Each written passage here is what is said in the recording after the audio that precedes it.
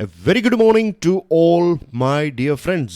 मैं हूं Prashant Mawani. I hope you are doing good. आज 26 अक्टूबर 2021 है और डियर फ्रेंड्स दिन की शुरुआत करते हैं एल्बर्ट हुब्बार्ड के एक कोट के साथ. One machine can do the work of 50 ordinary man. No machine can do the work of one extraordinary man. एक एक्स्ट्रा ऑर्डिनरी व्यक्ति को कोई रिप्लेस नहीं कर सकता. कोई कंप्यूटर नहीं, कोई मशीन नहीं, कोई व्यक्ति भी नहीं. तो the question is how to become extraordinary. Extra efforts, extra मेहनत करने से ही हम एक्स्ट्रा ऑर्डिनरी बन पाते हैं. इसकी कोई शॉर्टकट नहीं है. आज हमारे टेबल के ऊपर है 5 इंपॉर्टेंट आर्टिकल्स. बहुत सारी इंपॉर्टेंट चीजें हमें डिस्कस करनी है. प्लीज मेक श्योर कि आप इस लेक्चर को दूसरे स्टूडेंट्स के साथ तो शेयर जरूर करें. वीडियो पसंद आता है then hit the like button and don't forget to subscribe to our YouTube channel. Month end sale is on. हमारे सभी स्मार्ट कोर्सेज के ऊपर आपको मिलेगा flat 50% discount plus 30% extra discount when you will use this code GET30. ये offer 31 अक्टूबर 2021 तक ही valid है, तो make the most out of it. सारी इंफॉर्मेशन आपको हमारी वेबसाइट, मोबाइल ऐप या फिर इस नंबर के ऊपर से मिल जाएगी. आज का पहला आर्टिकल टाइम्स ऑफ इंडिया का है. सोलार फ्लेक्सस. भारत के प्राइम मिनिस्टर और ब्रिटिश प्राइम मिनिस्टर मिलकर एक नया प्लेटफॉर्म लॉन्च करने वाले हैं.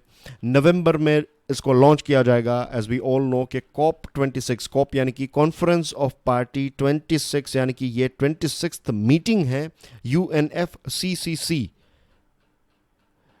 United Nations framework climate change conference जो है, तो इनकी ये एक 26th मीटिंग है और ये ग्लासगो में होने वाली है. एक और चीज़ ग्लासगो से याद आया, कुछ दिनों पहले हम बात कर रहे थे ग्लासगो और स्कॉटलैंड के बारे में. तो मैंने आपको ये बताया था कि गलती से मैंने आपको ये बताया था कि Glasgow is the capital of Scotland. ये बात गलत है. एडिनब्रा जो है, एडिनब्रा स्कॉटलैंड का कैपिटल है. ग्लासगो जो है उसका एक बड़ा शहर है. Just like Mumbai and Delhi. You know कि मुंबई एक बहुत ही फेमस सिटी है लेकिन Delhi is our capital. Anyway that's not important. ये एक छोटी सी बात थी. तो नवंबर में we are talking about this COP26. तो ये 26th मीटिंग जब होगी, COP या फिर COP26, तो नवंबर में भारत के प्राइम मिनिस्टर और ब्रिटिश प्राइम मिनिस्टर दोनों मिलकर one sun one world one grid OSOWOG इसको लॉन्च करने वाला है. मोजो यानी कि Modi and Johnson, Narendra Modi and Boris Johnson. तो ये एक ग्रीन ग्रीड इनिशिएटिव है. And of course we know कि क्लाइमेट चेंज हो रहा है, टेम्परेचर बढ़ रहा है, रेनफॉल इज़ इरेटिक. अब प्रेडिक्ट करना बहुत ही डिफ़िकल्ट हो चुका है. बहुत ही कम समय में बहुत ज़्यादा बारिश हो रही है. ये सारी चीज़ें हम ऑब्जर्व कर रहे हैं. आई एम श्योर NCERTs में, अगर NCERTs में नहीं तो जब हम स्कूल में थे तब तो इस चीज़ को हमने पढ़ा है कि अर्थ का जो रोटेशन है और वो अपने एक्सिस के ऊपर है और एक रेवोल्यूशन है जो हमारा सूर्य है, सूरज है, तो उसके इर्द गिर्द पूरा एक चक्कर लगाती है हमारी पृथ्वी. And it takes 1 year, isn't it? तो अपने एक्सिस पर और रेवोल्यूशन, ये रोटेशन और रेवोल्यूशन, ये दोनों चीज़ें हो रही है every single day as we are speaking now. And I am sure we all are aware about this fact कि सूरज जो है वो टेक्निकली कभी डूबता नहीं है. Sun never sets. एक जगह होती है, वहाँ पर सुबह होती है और फिर शाम आती है. यहाँ पर अगर सुबह है तो किसी और जगह पर शाम है. तो I am sure we know all this basic things about geography, isn't it? तो क्योंकि सूरज कभी डूबता नहीं है, तो ऐसा भी हो सकता है कि सिर्फ एक जगह पर, आज लेट्स से भारत में सुबह हुई है तो अफ्रीका और आप UK जो ऐसे देश हैं तो वहाँ पर अभी रात चल रही होगी. तो यहाँ पर इलेक्ट्रिसिटी, जो सोलर एनर्जी है, उसका प्रोडक्शन अभी स्टार्ट हो गया. फिर धीरे धीरे दूसरे देशों में जैसे जैसे उजाला होता जाएगा तो वहाँ पर प्रोडक्शन स्टार्ट होता जाएगा. तो कंटिन्यूसली 24, जस्ट इमेजिन के 24/7 365 डेज सोलर एनर्जी जो है वो हम यूज़ कर सकते हैं. हम उसको इलेक्ट्रिसिटी जो है वो पैदा कंटिन्यूसली कर सकते हैं अराउंड द वर्ल्ड. तो ये एक छोटी सी शुरुआत है, one sun one world one grid. जैसे आज इंटरनेट है, वैसे फ्यूचर में ऐसा भी हो सकता है कि ये जो ग्रिड है ये पूरी दुनिया को कवर कर ले, और ट्रांसनेशनल ग्रिड्स जो हैं, यानी कि एक देश और दूसरे देशों की, एक देश दो देशों के बीच में या फिर दो से ज़्यादा देशों के बीच में एक कनेक्टेड इंटरकनेक्टेड ग्रिड्स हों, तो इलेक्ट्रिसिटी का प्रोडक्शन जो है वो एक दूसरे को ट्रांसफ़र किया जा सकता है। तो this is a very interesting, very important idea. As we all know, again fire, flood, ये जो जूनोटिक डिजीज़ है जैसे कि कोविड-19, ये सारी चीज़ें क्यों हो रही है? Because of this climate change. और जिस प्रकार से ह्यूमन बींग्स ने डेवलपमेंट के नाम पर डिस्ट्रक्शन किया है, तो बहुत सारी स्पीसीज़ जो हैं वो एक्सटिंक्ट हो चुकी हैं, विलुप्त हो चुकी हैं। और पहले वो एक दीवार के तौर पर काम करती थी, ये कुछ स्पीसीज़ के, उनके अंदर वो वायरसेस थे तो तब तक कोई प्रॉब्लम नहीं था। लेकिन अब वो फिल्टर जो है वो चला गया, और ये वायरस बहुत सारे एनिमल्स को अफेक्ट नहीं करते, लेकिन ह्यूमन बींग्स के ऊपर इनकी इम्पेक्ट क्या है हम सब जानते हैं। चेक द एग्जांपल ऑफ कोविड-19 या फिर कोरोना वायरस। तो ये सारी चीज़ें आने वाले भविष्य में और ज़्यादा हो सकती है, और ज़्यादा फ्रीक्वेंट और ज़्यादा सीवियर हो सकती है। तो we need to stop it by taking green initiatives. तो let's move on to next topic. आज के लेक्चर की पीडीएफ को डाउनलोड करने के लिए check out my Telegram channel, and you can follow me on Facebook, you can follow me on Insta and Twitter as well. वर्रीसम, ये Pioneer का एक आर्टिकल है। कोविड की बात करें तो हमारे देश में हम ये कह रहे थे क्या third wave, I am sure आपने कभी ना कभी तो इसको या तो डिस्कस किया होगा, या फिर किसी ने आपको पूछा होगा, या फिर आपने किसी को पूछा होगा कि क्या हमारे देश में थर्ड वेव, कोविड-19 की थर्ड वेव आएगी। As far as present moment is concern, या फिर आज के दिन की बात करें तो थर्ड वेव का तो पता नहीं, लेकिन सेकेंड वेव जो है वो अभी भी ख़त्म नहीं हुई है। यस, सेकेंड वेव आज भी चल रही है। अब देखिए 18 से लेकर 24 अक्टूबर की बात करें तो ये 7 दिन है, ये एक हफ्ते के अंदर 1,08,000 जितने केसेस हमें देखने को मिले। अब इतने केसेस का मतलब ये है कि इफ़ यू डिवाइड बाय 7 तो रफली speaking you will get what 15,000 cases per week. आज से 1.5 साल पहले अगर आप जाए तो 500 केसेस भी हमको डराते थे, 1000 केसेस से हम बहुत ज़्यादा डर गए थे। फिर जब आंकड़ा 10,000 तक पहुंचा तब लगा कि अब तो ये आउट ऑफ कंट्रोल हो जाएगा, और हुआ भी। 1 लाख केसेस, 1.5 लाख केसेस, फिर 3-3, 4-4 लाख केसेस, और एक वक्त था जब 5 लाख केसेस पर डे हमें देखने को मिलते थे। और उस टाइम पर बहुत सारे ऑर्गेनाइजेशंस ये कहते थे कि भारत में 5 लाख केसेस, यानी कि मल्टीप्लाई बाय 3 कर लीजिए, आपको कम से कम 15 लाख केसेस हर रोज़ भारत में देखने को मिल रहे होंगे, लेकिन सिर्फ जो डिटेक्शन है वो 5 लाख लोगों का हो रहा है। तो ऐसी सिचुएशन थी। तो 15,000 is not a small number, 15,000 is a big number, और ये कभी भी अप जो है वो जा सकता है। बहुत सारी जगहों पर ऐसा देखने को मिला भी है। सबसे ज़्यादा ऐसे केसेस जो हैं वो हमें वेस्ट बंगाल में देखने को मिले हैं। वेस्ट बंगाल में 5,925 फ्रेश केसेस हमें एक हफ्ते में देखने को मिले। तो अगर देश में 15,000 केसेस आ रहे हैं तो उसमें से यू कैन से 33% जितने केसेस जो हैं वो सिर्फ वेस्ट में, 33% से भी ज़्यादा केसेस जो हैं, इनफैक्ट 35-40% जितने केसेस वेस्ट बंगाल अकेले में रजिस्टर हुए हैं। कुछ समय पहले केरला की ऐसी सिचुएशन थी कि 50% जितने केसेस जो हैं वो केरला में थे। The death toll rose by 60% to 2,419 fatalities in a week as against 1,515 in the previous week. तो यहाँ पर आप देख सकते हैं 1,500 लोगों की मृत्यु हुई थी एक हफ्ते में, और लगभग 1,000 जितने लोग जो हैं यहाँ पर ऐड हो गए। तो the virus is still there, सारी चीज़ें जो हैं वो हैं, लेकिन सेफ्टी प्रोटोकॉल्स जो हैं अब बहुत ही बॉटम में चले गए। लोग जो है फर्स्ट डोज ले लिया, सेकंड डोज ले लिया, तो पीपल आर काइंड ऑफ चिलैक्स्ड। लोग अब इतने ज़्यादा नहीं डर रहे हैं। आसाम में भी यही सिचुएशन है। आसाम में 42% जितना एक हाइक देखने को मिला। जो केसेस नज़र आ रहे थे तो उसमें 42% वृद्धि हुई। हिमाचल प्रदेश में 25%, और पोस्ट फेस्टिव राइज जो है वो भी काफ़ी हो सकता है। सबसे जो चिंता का विषय है, जो डर लगे ऐसी कोई बात है, तो ये है कि जिन लोगों को फुल्ली वैक्सीनेट किया गया था, या जो फुल्ली वैक्सीनेटेड लोग हैं, उनको इन्फेक्शन हो रहा है। Now let me tell you one more thing, ये क्लियर चीज़ हमें समझनी है कि अगर आपने 2 डोजेस ले लिए इसका मतलब ये नहीं है कि आपको इन्फेक्शन नहीं होगा, इन्फेक्शन हो सकता है। सीवियर स्टेज तक ये कोविड-19 जो है, जो डिजीज़ है कोविड-19, ये सीवियर स्टेज तक नहीं पहुंचेगा अगर आपने दोनों डोजेस जो है वो राइट टाइम पर ले ली है। तो आपको थोड़ा बहुत बुखार और ये चीज़ें हो सकती है। तो इन्फेक्शन होना that is a normal thing, लेकिन सीवियर जो जो है वो नहीं होता है। तो that's at least a good thing कि ऐसी तो चीज़ नहीं हो रही है।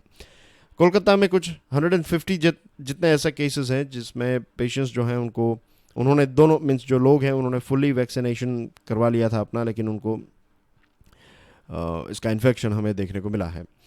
तो क्या अब प्रश्न बहुत सारे उठते हैं, क्या थर्ड डोज या फिर जो बूस्टर डोज है, first 2 doses are essential doses, उसके बाद के जो डोजेस हैं उसको आप बूस्टर डोजेस कह सकते हैं। तो क्या थर्ड डोज अब स्टार्ट कर देना चाहिए, is it the right time?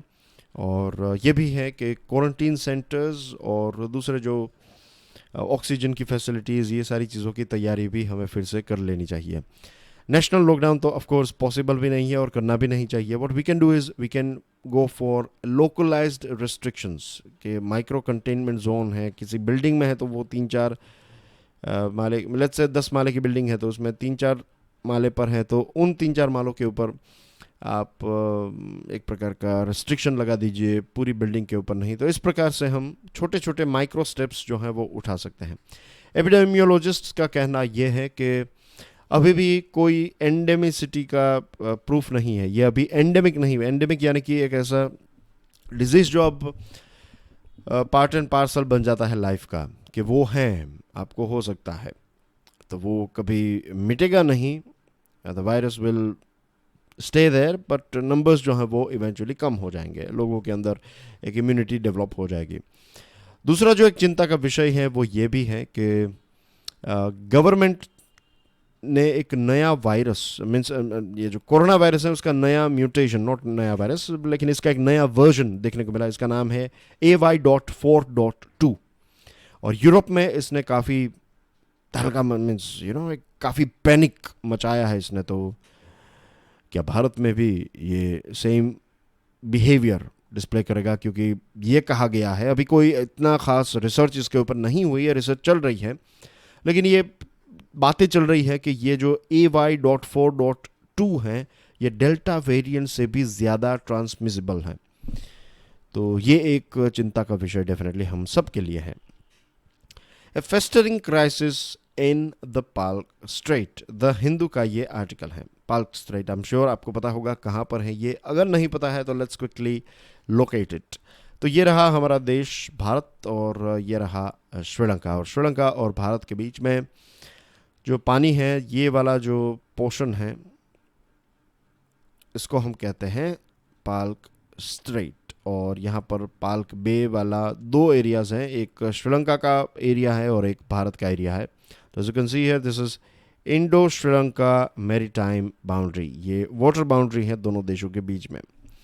अब अगर आपके पास लेटेस्ट गैजेट्स और ये सारी चीज़ें हैं तो ईजिली आप पिन पॉइंट रियल टाइम में आपको पता चल जाएगा कि आप भारत के पानी में है या फिर श्रीलंका के पानी में है।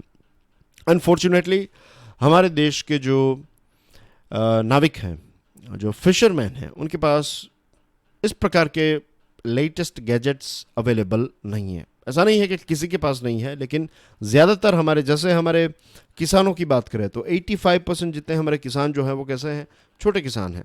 तो उनके पास ट्रैक्टर, उनके पास दूसरी ऐसी कोई खास फैसिलिटीज़ नहीं रहती है। Same thing goes with our नाविक्स as well, same thing goes with our मछुआरे जो हैं, फिशरमैन जो हैं, उनकी सिचुएशन भी यही है कि उनके पास छोटी सी एक पुरानी स्टाइल की बोट है, काफ़ी स्किल्ड है, नो डाउट अबाउट इट, लेकिन काफ़ी रिस्क भी उठाते हैं और बहुत ही मिनिमलिस्टिक चीज़ें उनके पास हैं, और फिर वो मछलियाँ पकड़ने के लिए जाते हैं, वो उनका प्रोफेशन है। अब हम इस पर्टिकुलर टॉपिक को डिस्कस क्यों कर रहे हैं? क्योंकि 5 इंडियन फिशरमैन जो हैं उनकी मृत्यु हुई है पाल्क स्ट्रेट में, और इस साल में ये 5 लोगों की मृत्यु हुई है। इससे पहले भी बहुत सारे लोगों की मृत्यु हुई है, और बहुत सारे लोग आज भी श्रीलंका की जेल में हैं, और ये काफ़ी एक कॉमन न्यूज़ रहता है इसके ऊपर इतना ज़्यादा कई बार तो फोकस भी नहीं किया जाता, लेकिन ये प्रॉब्लम एक लंबे समय से चल रहा है, इतने लंबे समय से चल रहा है कि हम इससे थोड़े बहुत यूज टू हो गए हैं। अब ये जो व्यक्ति है राज किरण, जिसकी मृत्यु हुई है, जिसकी डेड बॉडी हमें समंदर से मिली, तो ये रिपोर्ट है कि 18 अक्टूबर की बात है जब श्रीलंकन नेवी पेट्रोल वेसल ने इसकी बोट के साथ एक टक्कर मारी और फिर इसकी बोट जो है वो गिर गई, ये राजकिरण की। और राजकिरण के साथ दो जो दूसरे मछुआरे थे तो उनको गिरफ्तार किया गया और उनको बहुत ही टॉर्चर किया गया, और राजकिरण जो है उसकी डूबने की वजह से मृत्यु हुई है। तो this is like a sort of murder. In both instances this year, what we know is that the fishermen died while trying to earn a living. ये लोगों की मृत्यु क्यों हुई है? क्योंकि वो अपना पेट भरने के लिए, उनका जो अपना खुद का प्रोफेशन है वो प्रोफेशन करने के लिए जा रहे थे, वो अपनी जॉब या फिर बिजनेस करने के लिए जा रहे थे और रोटी कमाने के चक्कर में उनकी मृत्यु हुई, उनकी जान चली गई। And this is a very sad thing for both India and Sri Lanka, क्योंकि नुकसान जो है वो दोनों देशों के हुए यहाँ पर।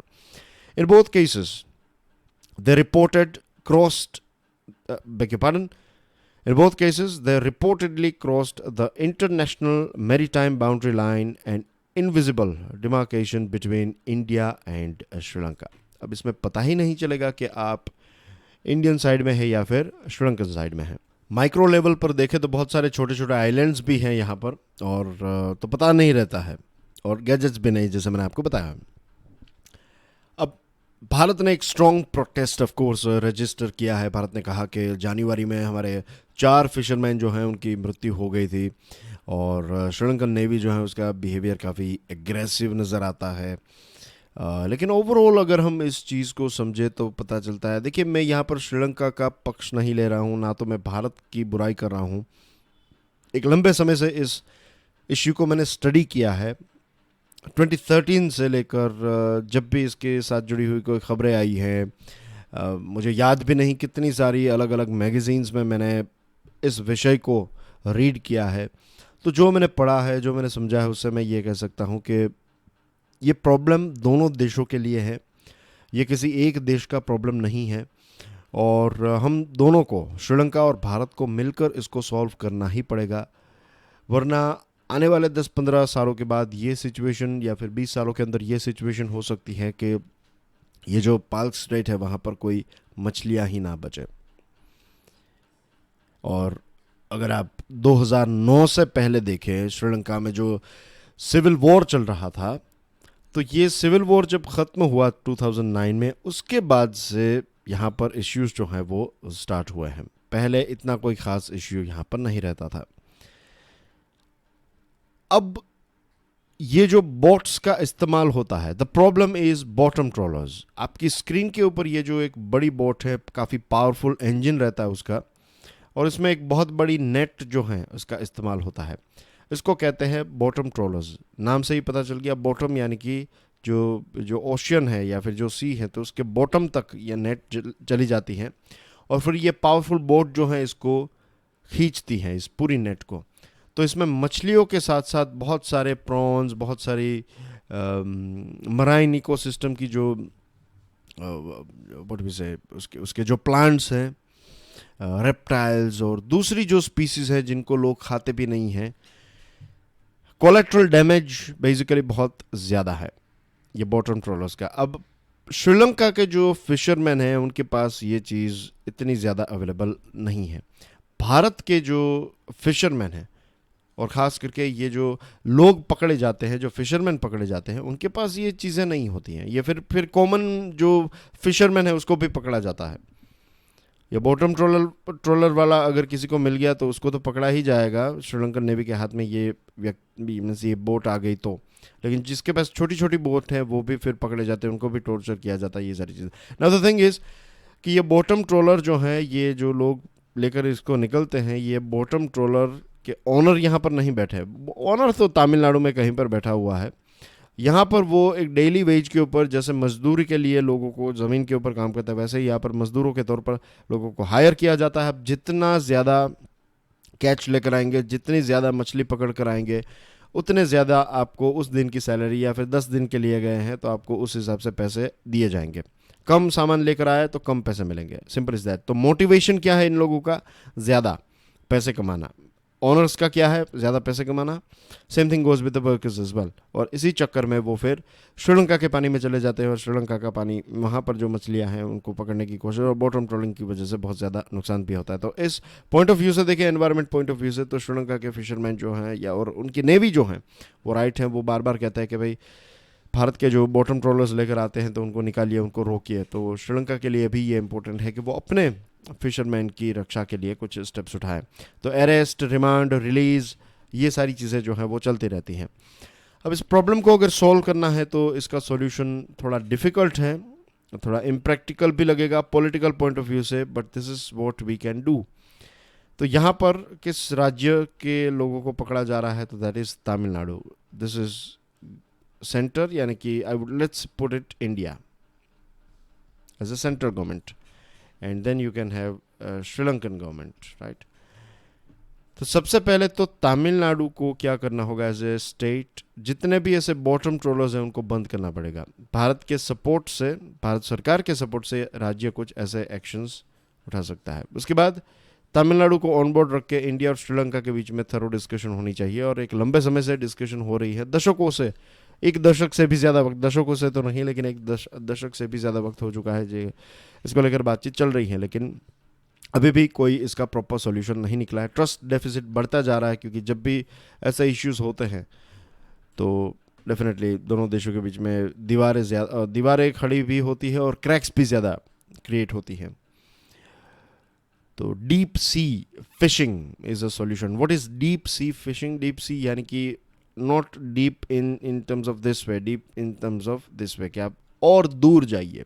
ये पार्क स्ट्रेट को छोड़कर आप डीप इंडियन ओशन या फिर बे ऑफ बंगाल में या फिर इंडियन ओशन में जाकर मछलियाँ पकड़िए, वहाँ पर आपको बहुत ज़्यादा मछलियाँ भी मिल सकती हैं।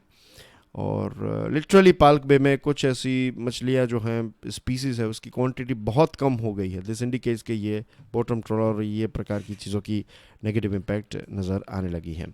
Adding Afghanistan, this one is from times of India. एक लंबे समय से भारत ने यह कहा था कि हम कभी भी आतंकवादी संगठनों से बात नहीं करेंगे, we will never talk with any sort of like Taliban, Al Qaeda etcetera, और भारत ने ये किया भी। लेकिन अब हमारे पास कोई ऑप्शन नहीं है। जैसे अफगानिस्तान के लोगों के पास कोई ऑप्शन नहीं, वैसे हमारे पास भी कोई ऑप्शन नहीं है। अफगानिस्तान में या फिर अफगानिस्तान को तालिबान ने अपने कंट्रोल में ले लिया है। वहाँ के ऑर्डिनरी सिटीजन्स जो हैं उनका क्या कसूर कि उन्होंने जिस सरकार को इलेक्ट किया था उस सरकार ने अनफॉर्चुनेटली उनको छोड़कर सरकार को किसी देश छोड़कर भाग जाना पड़ा, राइट। एग्जाइल में है अभी अफगानिस्तान की सरकार। तो तालिबान सारी चीज़ों को कंट्रोल करना है, as the whole world knows. तो भारत ने सेकंड टाइम ये ऐसा हुआ है कि ऑफिशियल लेवल पर भारत ने तालिबान के साथ डिस्कशन की, और इस डिस्कशन के बाद तालिबान का ये कहना है कि भारत ने ये कहा है कि ह्यूमैनिटेरियन असिस्टेंस, यानी कि लोगों की मदद करने के लिए भारत, जो अफ़गानिस्तान के लोग हैं तो उनकी दवाई हैं, खाने पीने की चीज़ें, कपड़े, ओढ़ने की चीज़ें, तो ये सारी चीज़ें जो हैं वो भारत प्रोवाइड करने के लिए तैयार हैं। ह्यूमैनिटेरियन असिस्टेंस भारत प्रोवाइड करने के लिए रेडी हैं। भारत ने अभी इस चीज़ को ऑफिशियली बताया नहीं है, लेकिन ऑर्डिनरी अफ़गानिस्तान के सिटीजन्स की मदद करना जो है ये काफ़ी अच्छा आइडिया है। It's not a bad idea, it's a very very good idea. और भारत की क्रेडिबिलिटी जो है वो काफ़ी ज़्यादा है। वहाँ के लोग जो हैं वो भारत को एक बहुत ही अच्छे मित्र देश के तौर पर देखते हैं। फ़िलहाल तालिबान और अफ़गानिस्तान की सिचुएशन फाइनेंशियली काफ़ी, तालिबान की तो नहीं लेकिन अफ़गानिस्तान की हम कह सकते हैं कि ख़राब है, क्योंकि यूएसए ने और इंटरनेशनल मॉनेटरी फंड ने जो फॉरेन एड और फॉरेन जो भी रिजर्व्स हैं ये सारी चीज़ों को फ्रीज़ कर दिया है। वहाँ के सिविल सर्वेंट्स और जो मेडिकल में काम करने वाले लोग जो हैं उनको महीनों से अपनी तनख्वाह नहीं मिली है, तो अब उनकी भी सिचुएशन जो है वो काफ़ी ख़राब होती जा रही है। इसके अलावा 2300 जितने हेल्थ क्लिनिक्स जो हैं अफ़गानिस्तान में, ये WHO का कहना है कि अब वो धीरे धीरे शट डाउन होने लगे हैं, क्योंकि अब उनके पास कोई भी साजो सामान जो है वो नहीं बचा है। तो it's a big big problem, isn't it? Just imagine कि कुछ लोग ऐसे भी होंगे जिनको पिछले कितने दिनों से सिर दर्द है, छोटी सी चीज़ है, सिर दर्द, आपकी जान नहीं चली जाएगी बट आपको कंफर्टेबल फील नहीं होगा, बट दवाई अवेलेबल नहीं है। कई ऐसी प्रेग्नेंट महिलाएं होंगी जिनकी ड्यू डेट अब नज़दीक होगी। जस्ट थिंक अबाउट देम, क्या हालत होगी उनकी। कई लोगों को दूसरी बीमारियां होगी, कई लोगों को ठंड लग रही है, कई लोगों में कुछ नॉर्दर्न एरिया में बहुत ज़्यादा ठंड पड़ती है। और ऑर्गेनाइजेशंस का कहना भी ऐसा है कि अगर राइट टाइम पर मदद नहीं पहुंची तो बहुत सारे लोग जो हैं उनकी मृत्यु भी हो सकती है। As you can see on your screen, the WHO last month said that 90% of its health clinics across Afghanistan risk shutting down. And अगर ये टाइम पर सामान नहीं मिला, I have a fact somewhere here, where is it, anyway it's not here, but let me tell you briefly कि अगर time पर ये विंटर से पहले सामान नहीं पहुंचा तो बहुत सारे लोगों की मृत्यु जो है वो सर्दी की वजह से हो सकती हैं। तो ये एक अच्छा स्टेप्स, एक अच्छा इंडिकेशन मिला है कि भारत जो है वो अफ़गानिस्तान के आम आदमी की मदद करने के लिए आगे आया है। We can start with medical facilities, we can start with shelter facilities, और वहाँ के कुछ अच्छे जो लोग हैं उनको जो स्टूडेंट वीज़ा के लिए अप्लाई करते हैं तो उनको फिर से हमें स्टूडेंट वीज़ा देने की शुरुआत कर देनी चाहिए। और कोई मेडिकल रीज़न से भारत आना चाहता है then as well we should welcome them. तो इस ऐसी चीज़ें से फिर से भारत का गुडविल जो है वो बैक टू नॉर्मल हो सकता है, और फिर तालिबान के साथ डिस्कशन के माध्यम से हम चीज़ों को धीरे धीरे सॉल्व भी कर सकते हैं। Smarter drug laws, Times of India का ये आर्टिकल है। अब आर्यन खान का जो केस आया तब से ये नेशनल नारकोटिक ड्रग्स, ये जो NDPS एक्ट है वो काफ़ी न्यूज़ में है, और ये जो हमारी एजेंसी है ये भी काफ़ी न्यूज़ में रही है। Now the thing is dear friends के यूनियन सोशल जस्टिस मिनिस्ट्री ने एक प्रपोजल किया है। प्रपोजल ये है कि ये जो NDPS एक्ट है इसमें कुछ बदलाव किए जाने चाहिए, और बदलाव में यह है कि जो स्मॉल क्वांटिटी में अगर कोई व्यक्ति ड्रग कंज्यूम करता है तो उसको कल्प्रिट नहीं, उसको गुनहगार नहीं, लेकिन उसको एक पीड़ित के तौर पर हमें देखना चाहिए। NDPS एक्ट में जो छोटी अमाउंट में किसी ने ड्रग कंज्यूम किया है तो उसको एडिक्ट नहीं, उसको हम ड्रग यूज़र के तौर पर मीन्स उसका नाम जो है वो ड्रग यूज़र होगा, और सिर्फ नाम बदलने से कुछ नहीं होगा। You have to change the attitude as well towards that person. तो उसको हम हमदर्दी से देखें तो that will be more helpful for the society and that person rather than उसको अगर नफरत से देखें, क्योंकि कुछ ना कुछ रीजंस ऐसे रहे हैं जिसकी वजह से वो व्यक्ति नाम, this is not an excuse कि अगर आपको दुख आया है जीवन में तो फिर आप ड्रग्स लेने लगे। It's not like that. किसी ने उसको बिगाड़ने की कोशिश की, कोई बचपन से तो ड्रग्स लेता नहीं है, कुछ ना कुछ ऐसा होता है जब ऐसे एनवायरनमेंट में, ऐसे सर्कमस्टेंसेस में लोग फंस जाते हैं कि वो फिर इस चक्कर में फंस जाते हैं और फिर वो बाहर नहीं निकल पाते। तो NDPS एक्ट में ये बदलाव किया जाएगा, नाम चेंज किया जाएगा, और इसी के साथ एक व्यक्ति को 30 दिन के लिए, मिनिमम 30 दिन के लिए रिहेबिलिटेशन या फिर डी एडिक्शन फैसिलिटी में रखा जाएगा, और उसके बाद 1 साल की कम्युनिटी सर्विस। तो 1 साल की सज़ा से तो अच्छा है कि इस व्यक्ति का हम प्रोडक्टिव इस्तेमाल कम्युनिटी के लिए करें। तो community 1 year of community service, this is a very good idea. NDPS act में एक और बदलाव की आवश्यकता है जो एज पर मिनिस्ट्री के कैनबीज, जिसको गांजा कहते हैं। तो गांजा भारत के कल्चर का एक लंबे समय से पार्ट रहा है। तो गांजे को 1985 में डीक्रिमिनलाइज किया गया, तो क्रिमिनलाइज किया गया, तो इसको फिर डीक्रिमिनलाइज करने की आवश्यकता है कि ये क्राइम नहीं होना चाहिए। But we have to be very specific about quantity, कि कितनी क्वांटिटी में। फिर आपके पास अगर 1000 किलो हैं तो दैट शुड मीन्स ऐसा नहीं होना चाहिए कि हर जगह पर ये अवेलेबल हो, क्योंकि फिर चांसेस जो हैं वो काफ़ी बढ़ जाएंगी कि लोग इसका इस्तेमाल, यंगस्टर्स काफ़ी जो हैं वो इसका इस्तेमाल करेंगे, और फिर वो एक बहुत ही नेगेटिव इम्पैक्ट इसकी जीवन पर और आपके दिमाग में बहुत ही नेगेटिव इम्पैक्ट इसकी हो सकती है। Much institutional energy is expended in prosecuting drug users caught with small quantities for personal consumption. हमारी जो ये एजेंसीज़ हैं, एजेंसीज़ की ज़्यादातर मेहनत जो है इसी चीज़ में वेस्ट होती है कि वो ऐसे छोटे छोटे क्वांटिटी वाले केसेस बहुत ज़्यादा हैं, और इसकी वजह से कोर्ट भी फिर बिजी रहती हैं। बेल एप्लीकेशन को जब चैलेंज किया जाता है, मीन्स बेल एप्लीकेशन जब अप्लाई की जाती है उसको चैलेंज करना, तो उसमें भी काफ़ी वक्त जो है, एनर्जी जो है वो एजेंसी का चला जाता है। तो जो होम मिनिस्ट्री है, होम मिनिस्ट्री के कंट्रोल में NCB हैं, और ये जो NDPS एक्ट है नेशनल, तो ये सारी चीज़ों को और ज़्यादा ये एडमिनिस्ट्रेटिव अथॉरिटी, इसमें कुछ सॉफ्ट टच देने की आवश्यकता है, कुछ इंपॉर्टेंट चेंजेस करने की आवश्यकता है. That's what this article is all about and that's everything as far as articles are concern. ये कुछ न्यूज़ आइटम्स हैं तो इनको देख लीजिएगा. And that's everything from my side. जो फ्राइडे को मैंने प्रश्न पूछा था उसका आंसर है UAE. आज एक नया प्रश्न आपकी स्क्रीन के ऊपर है. And that's everything from my side dear friends. Make the most out of this month and sail, and I'll see you tomorrow early morning. Till then, enjoy your studies. God bless you all. Jai Hind.